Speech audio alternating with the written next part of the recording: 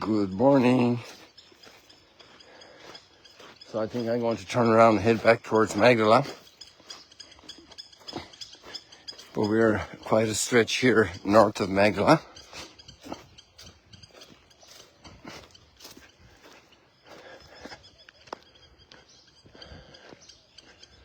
We're not too far from Guinnessar.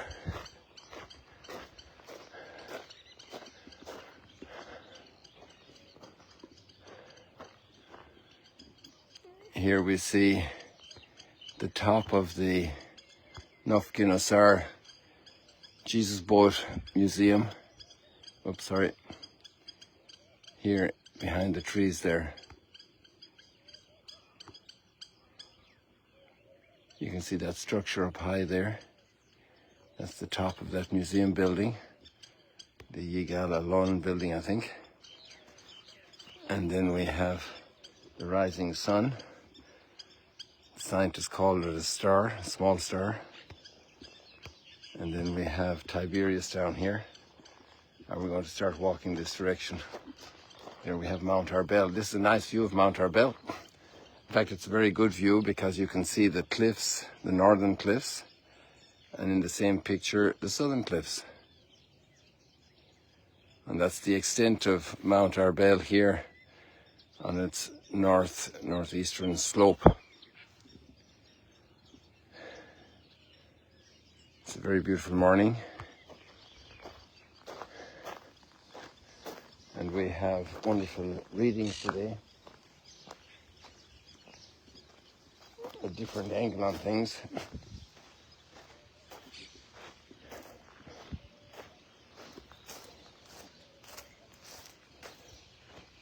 We have a great desire in the Psalm to live in God's house. The God of the universe, the God who created the whole universe, to live in his house.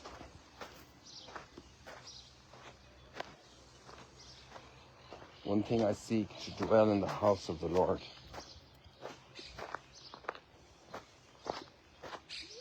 And we could say that here in nature, this is the first big dwelling place of the Lord with humanity. In the story of the Garden of Eden.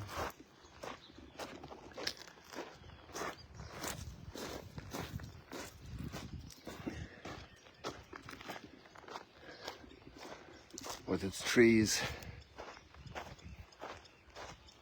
Oh, there we have Migdal as well. I want to show that because we have some friends in Migdal. So they can see their beautiful Migdal with its views of the Sea of Galilee and Mount Arbel.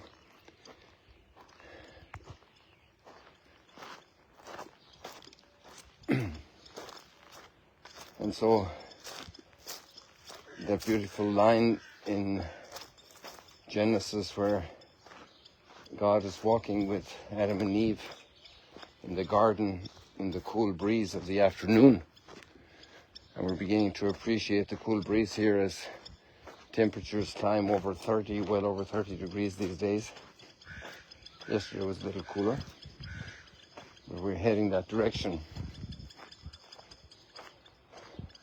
To dwell in the house of the Lord.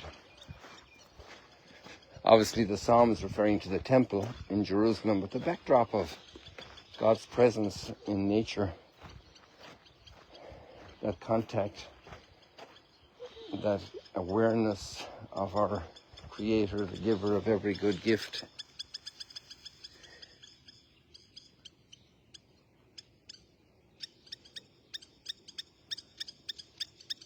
All the little critters that have their life in this little habitat.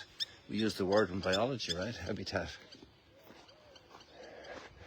And then we have that wonderful expression and organization that builds houses for needy people, Habitat for Humanity.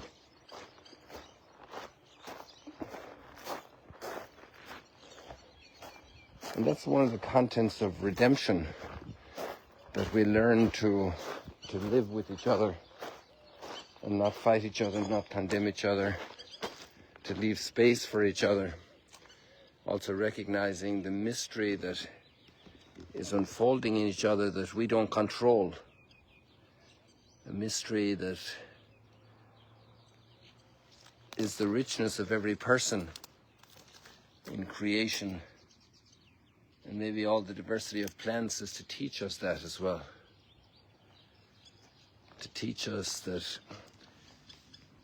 some can be green and others can flower at a different moment.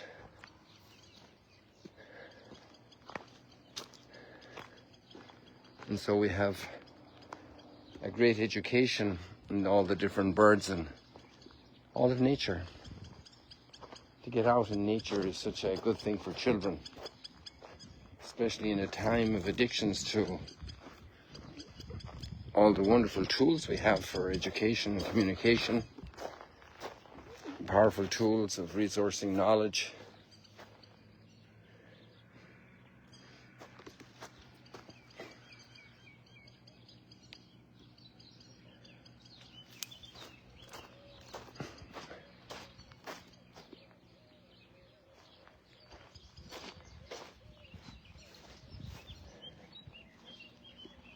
And then in our first reading we have a very wise person, really wise. His name is Gamaliel. His name has gone down in history. And he gives a speech. It would be an interesting thing to do, to make a collection of really wise speeches that we find in Scripture. And this man is bringing a tone of moderation. He recognizes people have very fired up passions and understandings of things. But he also recognizes that it could be dangerous that they proceed on their course of action without taking other aspects into account. The wonderful work of parents helping children to open their eyes for a sibling or for a grandparent or for somebody who's sick in the family or for a neighbor who is in need.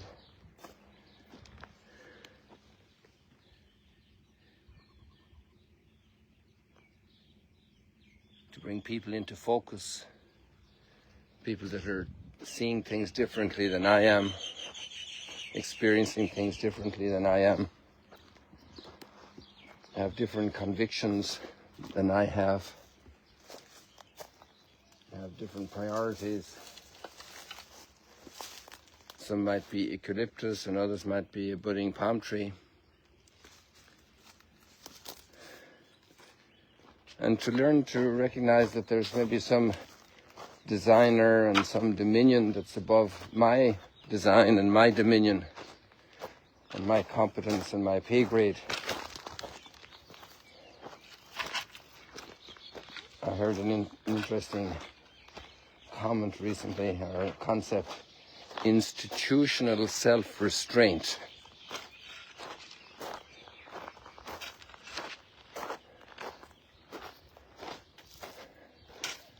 Sometimes it's very easy to apply pressure and force and power to accomplish goals.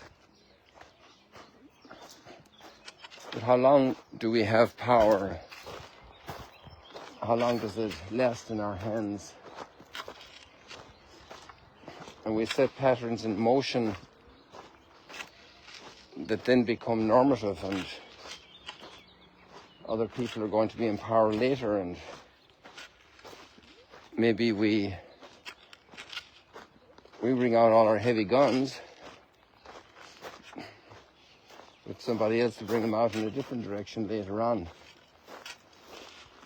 That line that Jesus said was amazing, you know, in Gethsemane. He was about to be betrayed. He was being betrayed. He was already betrayed, really. And Peter takes out his sword.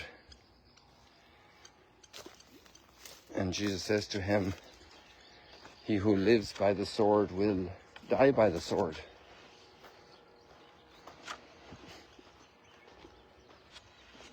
Put away your sword. There's no human realm that lasts infinitely for all kinds of various reasons.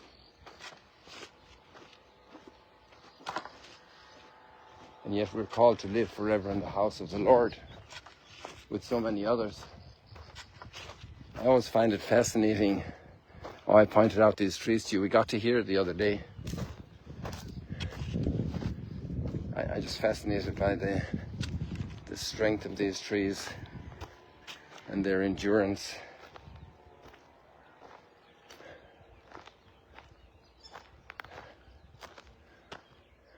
Even these survived fires. And the new one coming out from the older one, the palm tree there. And then we have the harvest field here, harvested, the barley harvest for Easter. Maybe we can just go in here to wrap up this morning.